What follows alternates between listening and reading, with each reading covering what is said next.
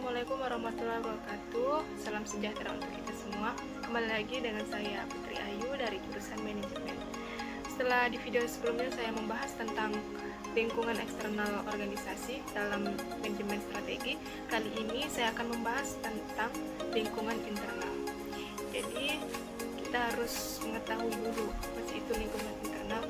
Jadi lingkungan internal adalah lingkungan organisasi yang berada dalam organisasi dan secara normal memiliki implikasi langsung dan khusus pada perusahaan. Hal yang saya bahas dalam lingkungan internal kali ini yaitu sumber daya, kapabilitas, kompetensi utama, dan keunggulan kompetitif.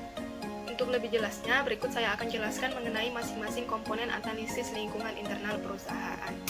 Yang pertama ada sumber daya. Sumber daya sering diartikan sebagai input yang dibutuhkan perusahaan untuk suatu proses produksi atau operasi. Jadi secara sederhana, sumber daya perusahaan dapat dikelompokkan menjadi tangible, intangible, dan human resource.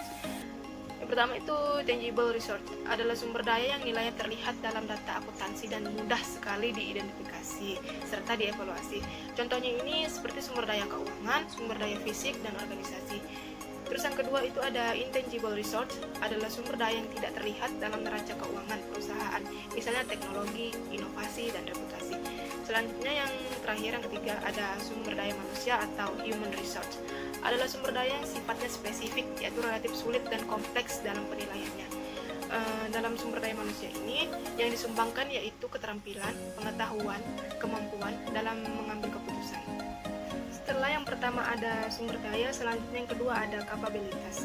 Kapabilitas adalah kumpulan sumber daya yang menampilkan tugas atau aktivitas tertentu secara integratif. Biasanya kapabilitas perusahaan ditentukan berdasarkan dua pendekatan, yaitu yang pertama ada pendekatan fungsional, yang kedua ada pendekatan rantai nilai. Pendekatan fungsional menentukan kapabilitas perusahaan secara relatif terhadap fungsi-fungsi utama perusahaan seperti pemasaran, penjualan, distribusi, keuangan, akuntansi, sumber daya manusia, produksi, dan organisasi secara umum. Terus yang kedua itu pendekatan rantai nilai, menentukan kapabilitas perusahaan berdasarkan serangkaian kegiatan berurutan yang merupakan sekumpulan aktivitas nilai yang dilakukan untuk mendesain, memproduksi, memasarkan, mengirim, dan mendukung produk dan jasa. Kedua pendekatan ini banyak digunakan oleh perusahaan untuk membentuk kapabilitas perusahaan. Akan tetapi yang perlu digarisbawahi yaitu kapabilitas hanya dapat dibentuk jika ada kerjasama yang terjalin di antara berbagai sumber daya dalam perusahaan. Yang pertama ada sumber daya, yang kedua ada kapabilitas, yang ketiga ada kompetensi utama. Jika perusahaan kita analogikan sebagai pohon, maka kompetensi merupakan akar yang menumbuhkan pohon secara keseluruhan. Mati hidupnya pohon sangat bergantung pada akarnya. Kompetensi inilah yang membuat perusahaan dapat memiliki daya yang berkelanjutan. Kompetensi ini bersumber dari kapabilitas dan sumber daya. Kompetensi utama merupakan sekumpulan keterampilan dan teknologi yang memungkinkan perusahaan menyediakan manfaat tertentu kepada pelanggan. Jika dihubungkan dengan kapabilitas, semua kompetensi utama merupakan kapabilitas, tetapi tidak semua kapabilitas merupakan kompetensi utama.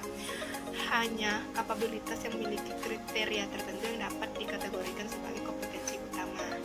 Kriteria tersebut diantaranya yang pertama ada valuable capabilities, yaitu kapabilitas yang memungkinkan perusahaan memanfaatkan peluang dan meminimalkan ancaman eksternal. Selanjutnya ada rare capabilities, yaitu kapabilitas yang dimiliki oleh sangat sedikit pesaing. Yang ketiga ada imperfectly imitable capabilities, yaitu kapabilitas yang tidak mudah dikembangkan oleh perusahaan lain. Yang keempat, yang terakhir ada non-substitutable capabilities, yaitu kapabilitas yang tidak dapat disubstitusikan. Masuk ke pembahasan terakhir kita, yaitu mengenai keunggulan kompetitif.